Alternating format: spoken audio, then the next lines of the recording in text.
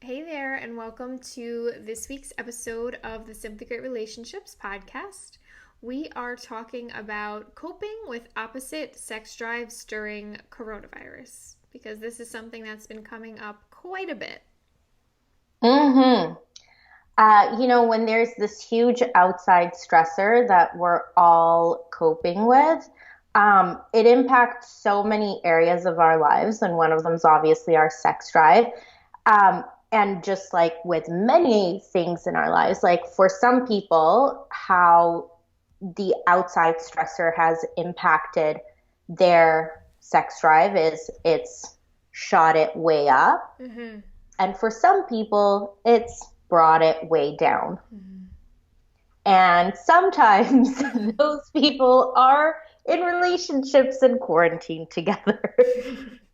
And that makes it real challenging. Like not to make light of the issue because this is pretty difficult, when you're going through this kind of discrepancy, especially in a really tense situation like this.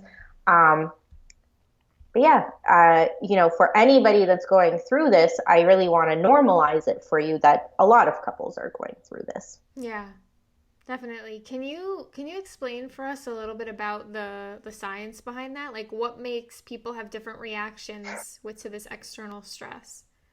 So I think it's just like with anything, like think about like people, there are people right now that are exercising every single day. Mm-hmm. And they're really motivated to do that because after they exercise, like that helps them reduce the stress. Mm-hmm. There are some people that are so stressed and they're laying in bed and they're having a hard time getting out of bed, and it's extra hard for them to exercise, and that's not even on their radar Mm-hmm. Yeah. because they're so stressed out. Mm-hmm. Right? And they may be doing something else to cope with their stress, but exercise is not the thing for them. Mm-hmm. Right? And it's really about like coping and what you see is as helping you cope, but also kind of what you see as like not just helping you cope, but like in terms of sex drive, it's is it is the excitation higher than the inhibition? Like, Mm-hmm. is the stress a high inhibitor, or is the stress like a manageable inhibitor and there's still like other accelerators that are overriding that? Okay.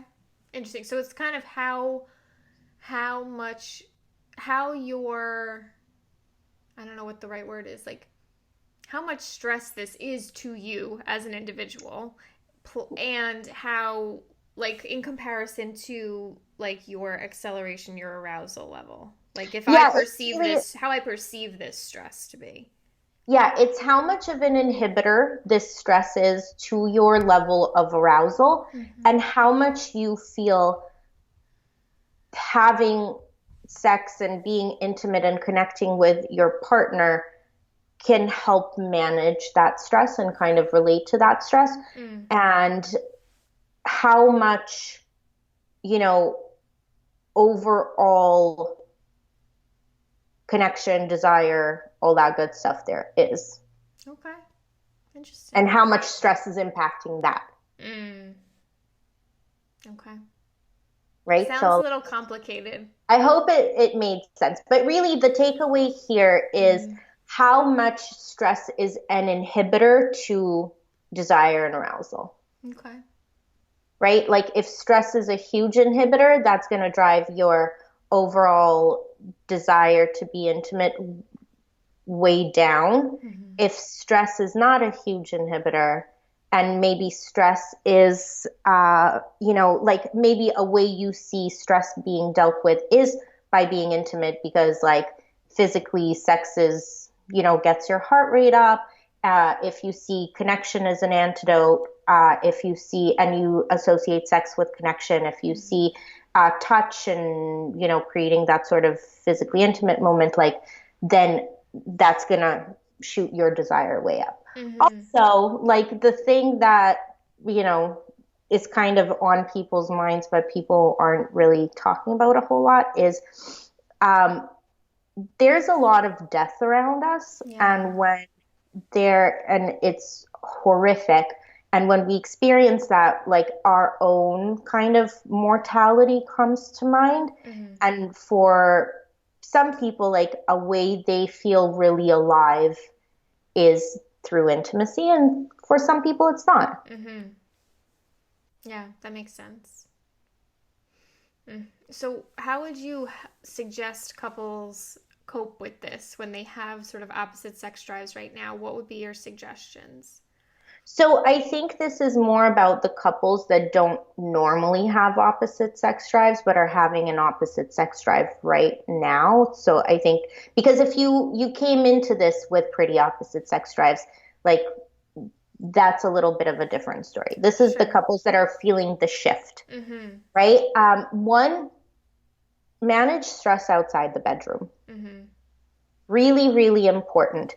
Individually and co-regulation, right? Individually, pick your own adventure, right? Is it exercise? Is it journaling? Is it connecting with people? Is it doing progressive muscle relaxations? Is it mind mapping? Is it drawing? Whatever it is, like you have to load that, front load that. Mhm. If you're feeling stressed, you're not ready for the conversation. It's going to explode. It's going to feel really bad. Yeah. Next thing, really important, figure out what your co-regulation is. Mhm. I think co-regulation is really important here because in order to have like good intimacy and good sex right now, there needs to be like this almost new level of safety and connection with your partner. Mhm. Yeah. Especially for people for whom this is like, totally killing their motivation to Mhm. have sex. I think there needs to be this like new level of safety, new level of connection with your partner that kind of allows you to open up to have Mhm. an intimate experience.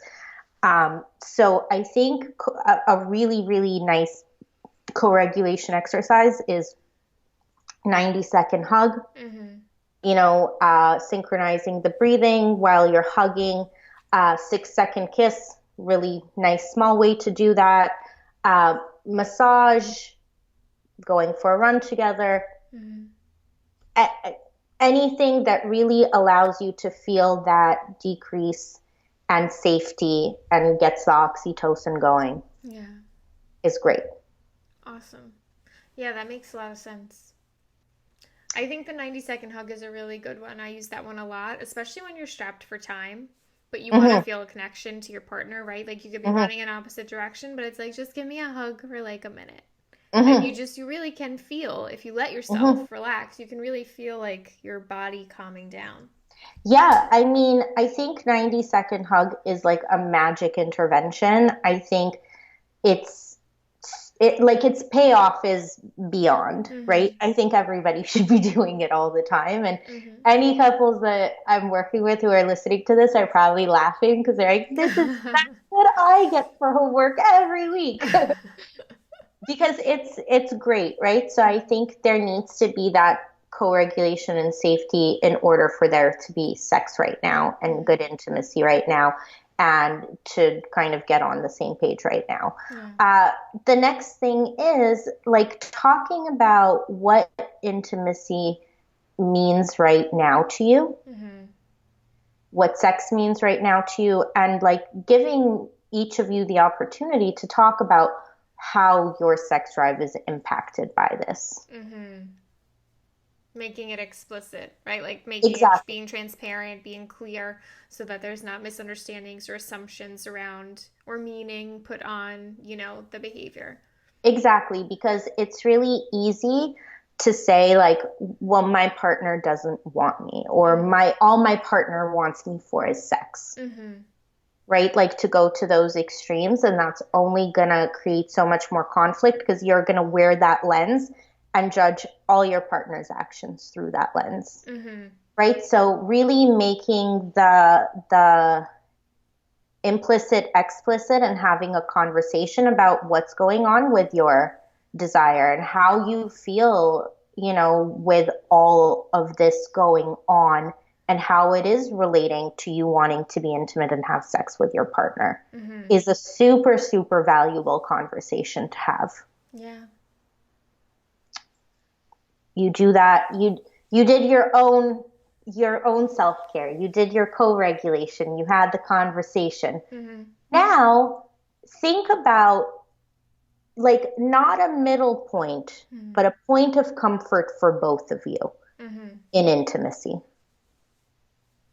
right? Like if your partner is comfortable with kissing and you're comfortable with kissing, Mm-hmm. embrace that. Mm-hmm. If you're comfortable with massage and your partner is comfortable with massage, embrace that. If you're comfortable taking a bath or a shower together and that feels really intimate, or sleeping naked and cuddling, like embrace the level of comfort. And then, like we talked about, I think a couple 2 weeks ago, like reevaluate. Mm-hmm. Like don't push it, right? Mm-hmm. Like normally I would say like make a schedule. Like do Mm-hmm. this is maybe not the time for that. This is the time to kind of think about new things. And I think again, safety and comfort are our highest value feelings right now. Mm-hmm. And think about where safety and comfort lives right now. Mm-hmm. Yeah.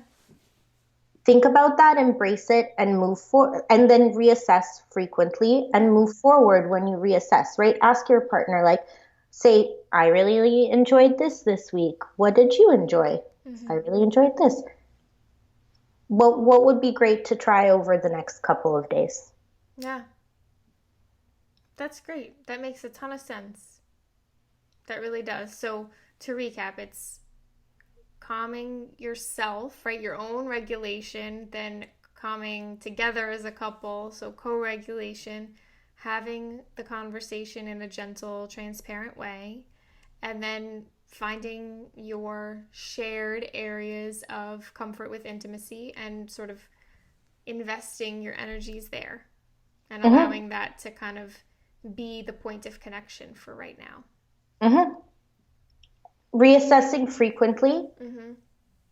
seeing where you go next. But Awesome. again, safety and comfort. These are our most craved feelings right now. Mm-hmm. Honor those feelings. That's great. Thanks, Marina. This is You're, super helpful. you're welcome. Super, super helpful. So, we hope that that was helpful for you as well, especially if this is something you're facing. As always, if you have specific topics you'd like us to cover, especially during this time, send us a DM on Instagram at Simply Great Relationships, and we'll probably do an episode on that. And be sure to check back next week for our new one. And we hope that you have a good one. All right. Bye. Bye, guys.